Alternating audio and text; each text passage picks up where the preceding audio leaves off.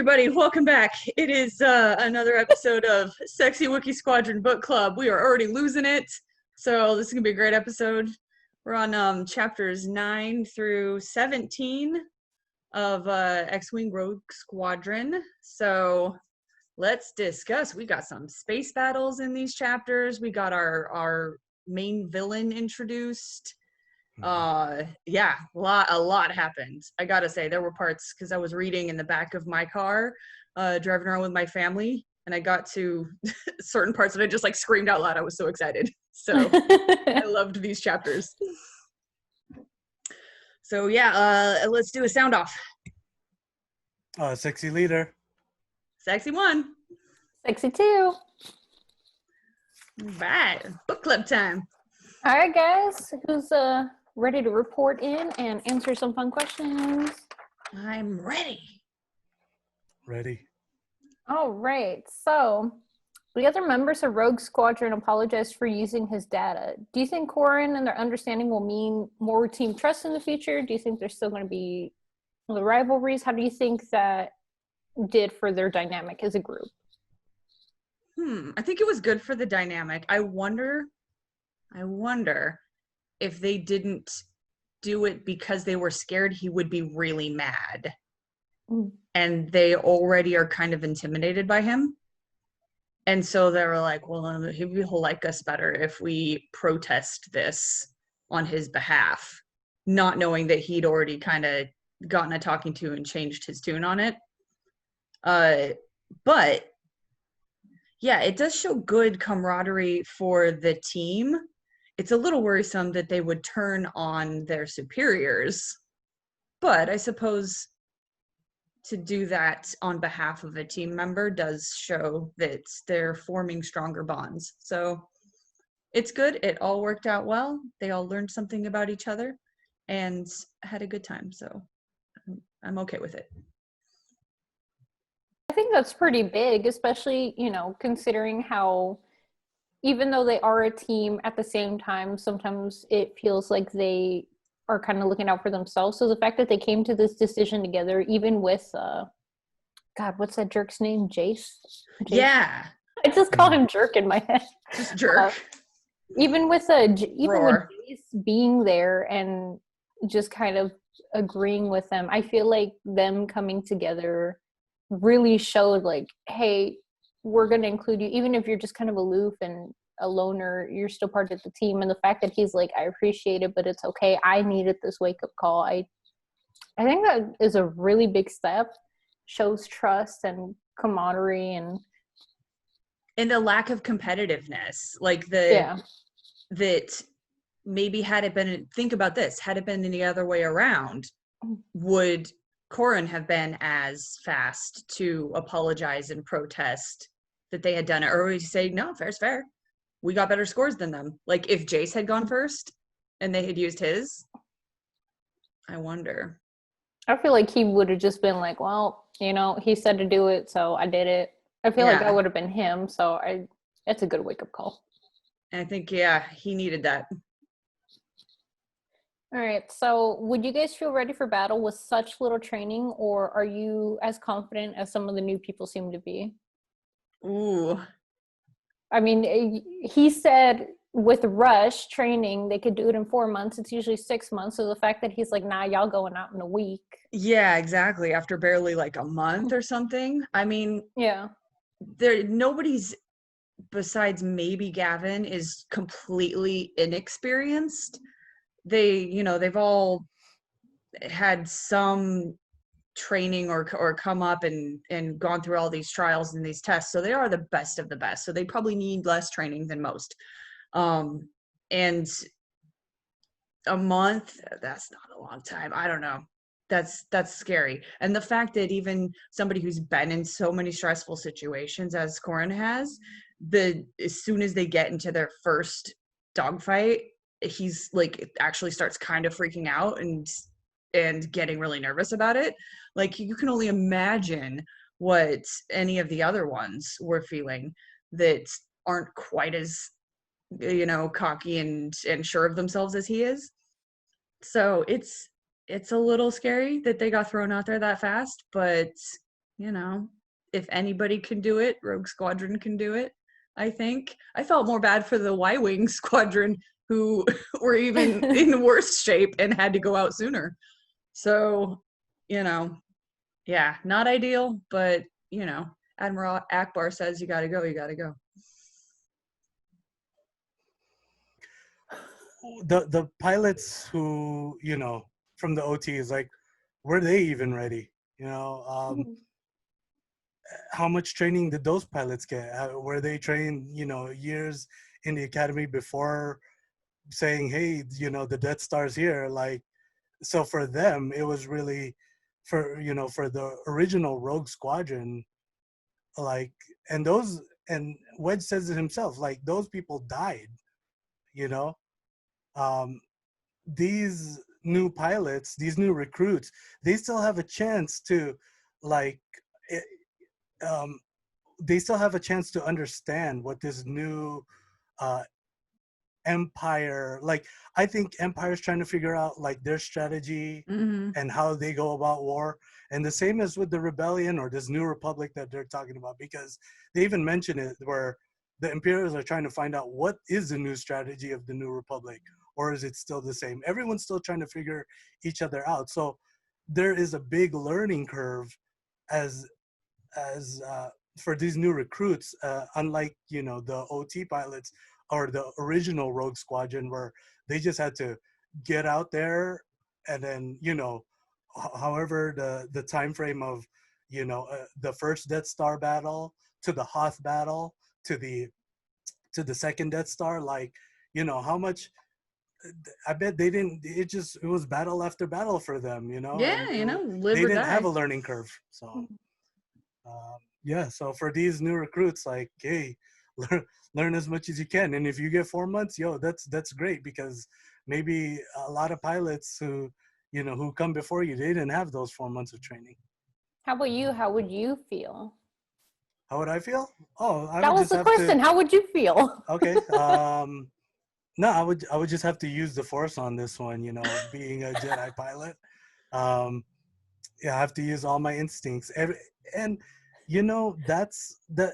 So my analogy is really like, if I get thrown into something, I gotta learn in the most quickest way, and then also, like, adapt. So because I'm an adaptable person, you can throw me in any situation, and, like, there's no doubt in my mind I'll be able to get through it and, you know, be able to do that job. So hey, sign me up for Rogue Squadron. Like, 4 months, give me 3 months, like, Ooh, shoot, son.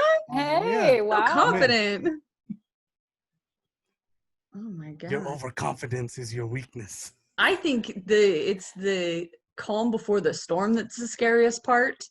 So it would be like knowing that you're headed into an assignment and you'd just be sitting in your cockpit shaking. Like, oh my gosh. But like, once it gets going, once the lasers are firing and you're flying and they're calling in over the radio and everything, like, once you're in the zone, I think it's that all the nervousness goes away and you kind of muscle and brain memory your training, whatever little you had of it or whatever natural skill you came into this with. But that leading up to that and thinking, am I ready? Like, that's what gets you the most scared. I mean, if I had to hear the uncertainness from the commander, I'd be like, what are we doing? But the fact that they didn't actually tell them, I think kind of helped. But at the same time, I'm like, well, maybe if he was straight up with them, then they could have had more time to mentally prepare, and maybe Corin wouldn't have freaked out as much. Because think about it, you're just chilling in hyperspace out of nowhere. Oh my God, there's ships. Oh my God, we gotta fight. And it's like, oh, you know, stress. For some people, that would be very stressful. So if you have the time to just kind of mentally prepare so that once you're there, like, you're in the zone, like, that flip has switched, you are ready to go, instead of, you know, a delayed reaction because you're just freaking out. Maybe, yeah. But for myself, as long as Wedge was confident and Tycho, then I would feel okay. But if I hear them freaking out, I'm gonna be like, man, they don't even believe in us. I don't know what to do. We just, well, considering our leader is super confident, I think we'll be fine, I guess. Yeah, we should be good. Believe in yourself and trust the process. We're good.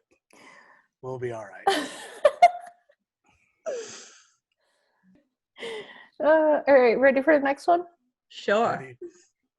So, would you guys entrust Kirtan Lore with such a task?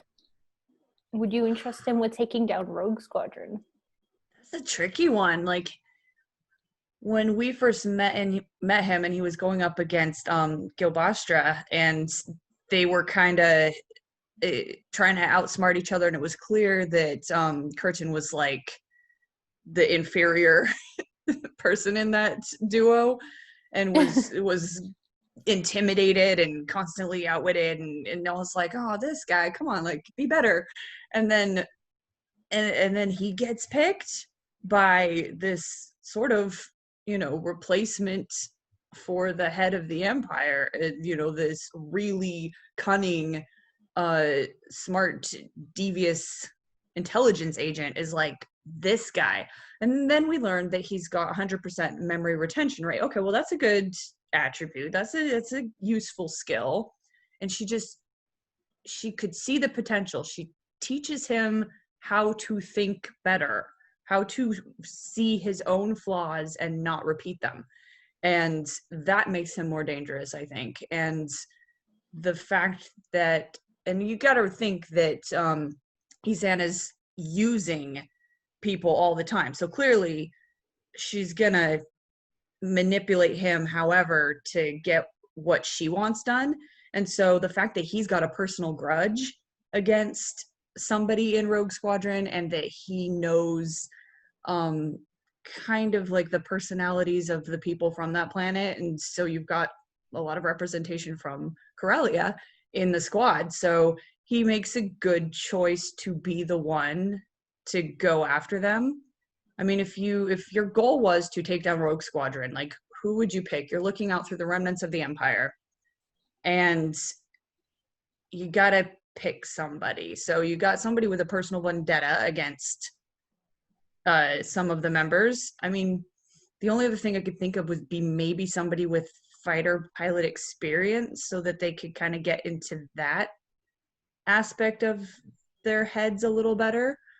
But I don't know, over these last few chapters, we've seen him evolve into a much more dangerous opponent, and learn how to think and strategize better.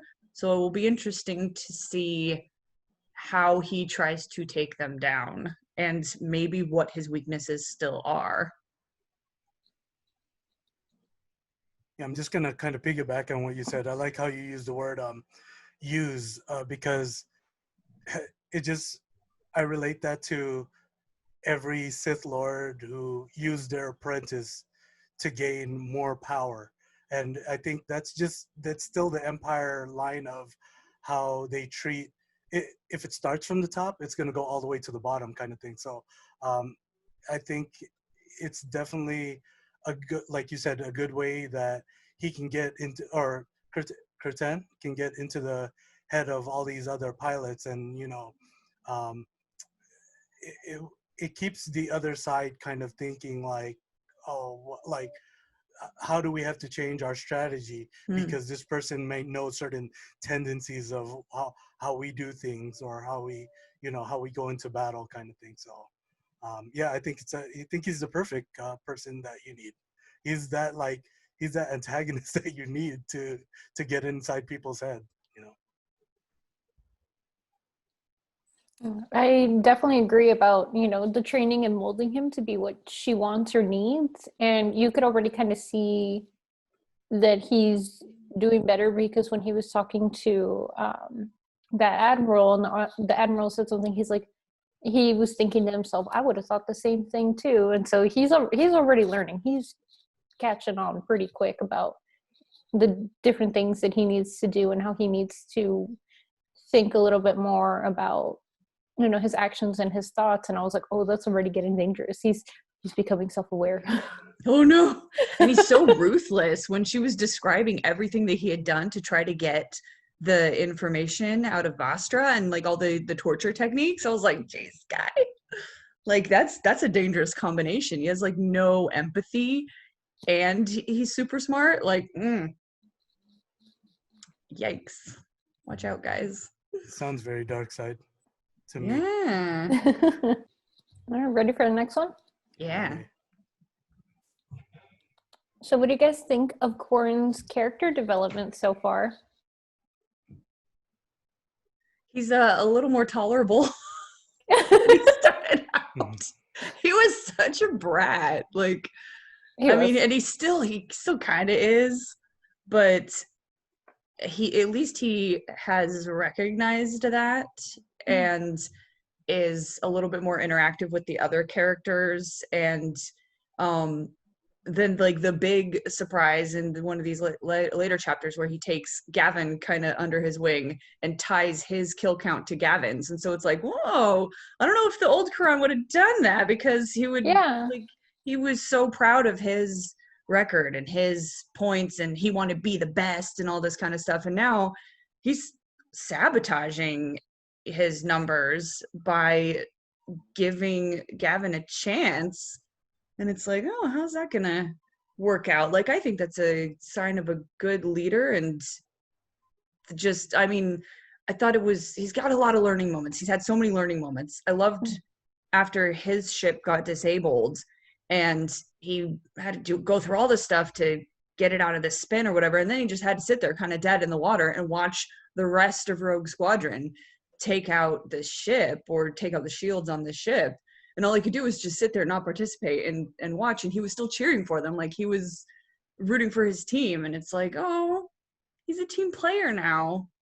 And he even went and hung out in downtime with them, and probably actually was highly suspected participated in the prank that they pulled on the Y-Wings. Like, you know, because they traced it back to Whistler had done some of the coding for it or whatever. So, like, you know, he's getting in on the camaraderie of the group. So he's growing and I like it.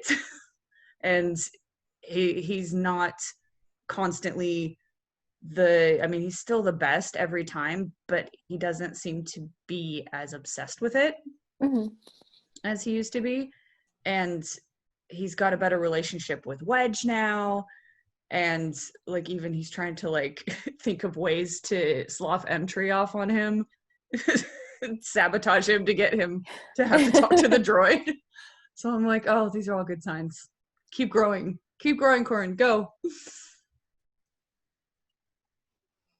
Yeah, it was kind of a quick jump to see from where we saw him from the very beginning, or, you know, just from the first 8 chapters of the book, to see how far he's come along in the next 8 chapters. So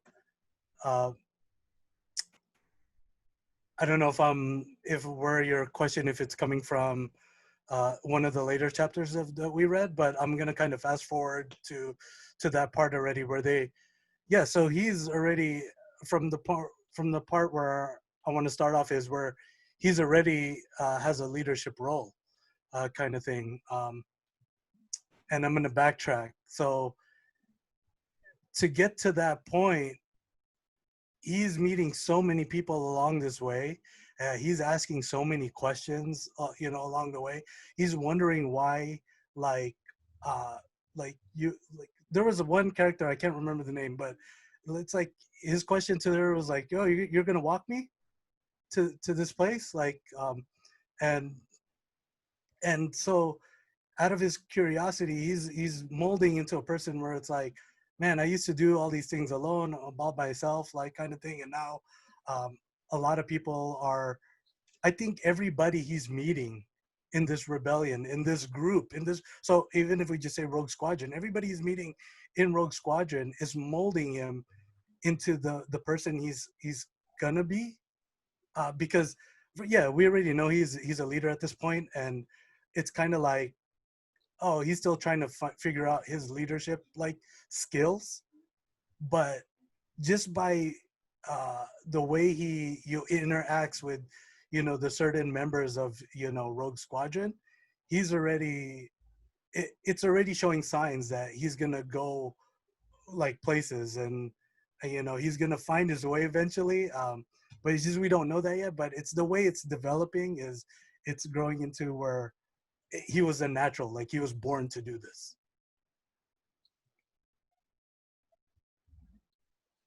Agreed. I really liked just seeing how he went from being like just a total butthead, super competitive.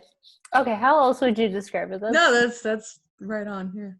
And like you said, bratty. He was a bratty butthead because he was really competitive. And I'm like, at first I was like, dude, how old are you? What is going on?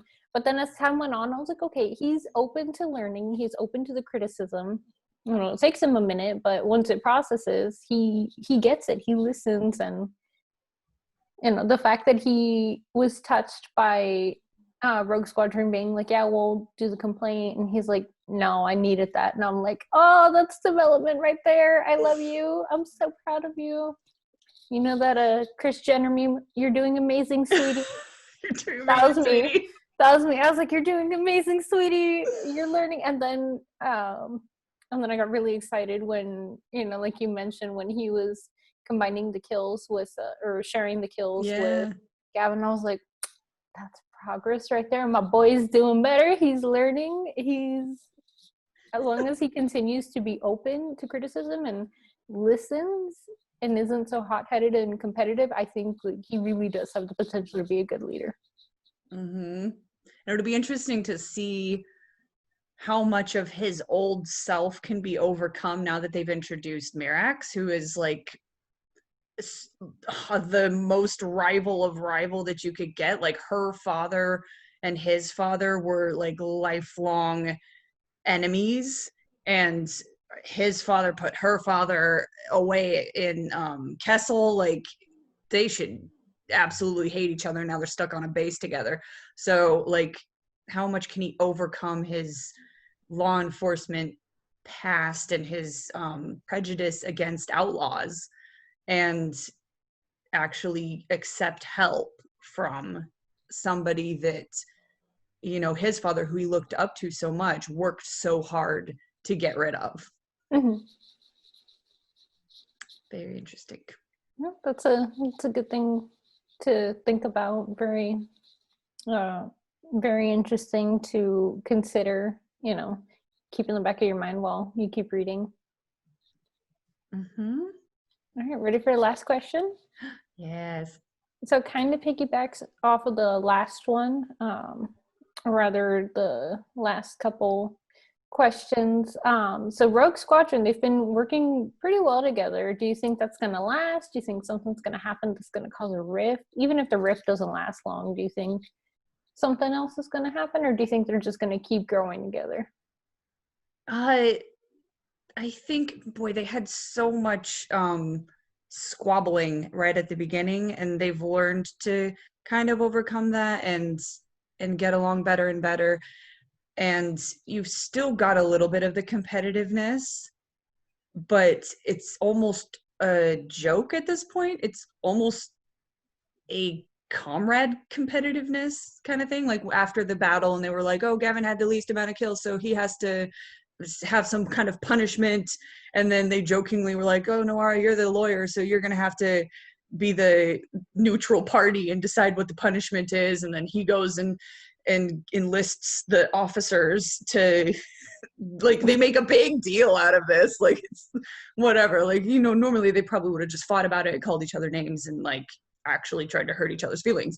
But in this case, they're like, oh no, we're going to actually make this an official policy and come up with a punishment. And then it became a big joke. And, well, he has to go get more beer for the person who had the most kills. And, so they're not, I don't think they genuinely hold as much vicious competitiveness as they used to for each other.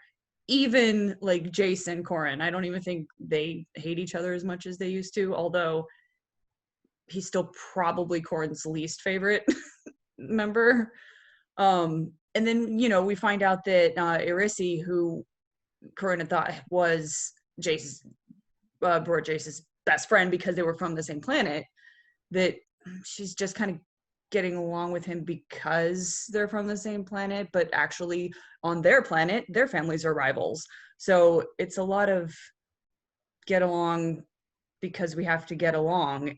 And then you get thrown into these situations and it's, oh, well, not only do we have to get along, like we have to have our lives in each other's hands all the time. Like that's how much we have to trust each other. So I feel like it could only get stronger from here. And I think we were talking about this a little bit before the show, the fact that nobody's died yet. They've gone through 2 engagements, and even Wedge is commenting on it in the book, like, wow, this is like a miracle. Like, you know, we can't expect it's going to be like this. So at some point, they're going to lose somebody. And then how's that going to affect them? Like, is that going to bring them together, or are they going to blame somebody, you know? So I wonder if that's going to change the dynamic at all. Yeah. I don't know what's going to happen. You always want to hope for the best, right? But something's got to happen. It's going to have to start with how well your lower leadership relates to your higher in command. So if they can really listen and bring their team out of it, it's always, you know, you'll have a better success rate of winning the battle. I think what could kind of maybe distract them and also lead to, you know, I don't know how you want to call it, or how you even call it, a bad, or just a disaster, to go into a disaster. I think tendencies of certain pilots, because all these pilots come from different backgrounds, and they don't come from a battle background or a training background, right? Some do and some don't. The ones who are good probably come from a battle background, but what about the tendencies of the ones who don't have a battle background? Like, how well are they going to listen? I think it's how well you listen to your captains and then your commanders. If you can listen, you know, down the line, then you're going to be fine. But I think someone, and I don't know who yet, but there's going to be certain tendencies where it might cause a disaster to the team. And you're right. How will it affect all these other members of the team? Because the dynamic is so, oh, it's great, it's strong, like we're all doing well. But, you know, there's that tendency of somebody, you don't listen and you're saying, I'm going to do it my way. Well, your way might cause the team to fail. And well, hopefully we don't see that, but hopefully Rogue Squadron, you know, can get out of that and, you know, see past that. But yeah, hopefully it's going to test each pilot, and we're going to see how this specific battle, this situation, we're going to see how it tests everybody. Well, good points. I feel like something is going to happen because we saw so much in the book, and I feel like there's going to be some kind of tension, whether it's from the competitiveness of Corin and Jace, or, you know, something. I feel like there's someone's just going to kind of lose their mind, and I think something's going to happen, but they'll definitely make up after. But, you know, different backgrounds, they're kind of like what you said, Megan, how they're just kind of getting along because they have to. I feel like that might cause some kind of tension that's just going to blow up later. But I feel like something's going to happen. There's going to be some kind of drift or some kind of tension, but then I think things will be better in the end because, you know, Star Wars, and they're in a squadron together. They have to work together. They have to get over their differences in order to survive, just plain and simple. But you're right. They haven't been in a situation where like emotions have bubbled over yet. Yeah. Like they've been in some sort of stressful situations or people have been kind of angry, but like nobody's lost it yet. Yeah. But yeah, you can't work with people this long and in this high tension of situations without somebody just losing it. Oh yeah, especially if they're, you know, what if someone is killed in battle later and then they just kind of lose their mind over that, or like just something bad happens. I feel like in order for them to really be strong together, someone has to lose it, or you know, something stressful has to happen to really challenge them. And then that's when I know that they'll really work together as a squadron. Yeah, like I'd just like to touch back on that. Like, if your A team is playing the B team, the A team's always gonna win, right? And it's so easy for the A team to look on that success as like, oh, it was too easy, we won. You know, hopefully again it's like a B team scenario, but they haven't gone against an A team versus an A team, and like I said a while ago, like if you put 100 and 100, only 100 can, only one of the 100 can survive. So it's until they, like you said, until they get put into that real test, like where it's a battle where it's at their competitive level. Yeah. That's when it's going to really test this team, and it's also going to test like the mind strength of these pilots on, you know, because the way I look at it is the first part when they were trying to make Rogue Squadron, it's like, oh, I'm just going to try my best to make this team, right? Now you're on this team, and now you have to perform at a level of excellence, because now you're in Rogue Squadron. And like I said, until there is an equivalent to the Rogue Squadron level, that's when they're going to get that time, and that's where they're going to be able to really shine or show out. Mm-hmm. Well, there was that one TIE pilot that I think Corrin had a head-to-head with in the last battle above the planet that was really good. So he's still out there. You know, there's some good pilots on the Empire side.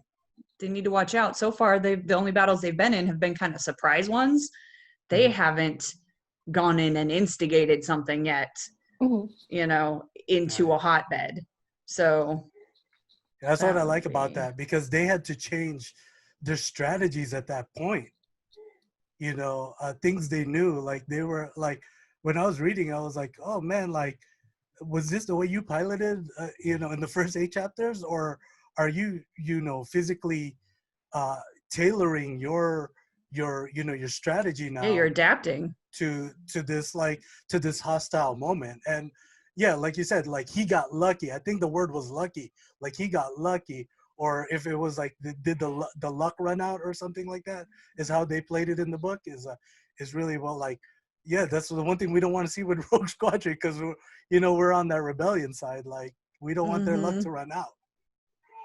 But like, lucky or whatever, tell me, how badass was it that Tycho goes in there in a completely disarmed headhunter ship and actually chases down 2 other ships that could have blasted him? Like, he couldn't do anything, but he flies right into the battle just to target them and send his targeting information to Corrin, who still has his guns.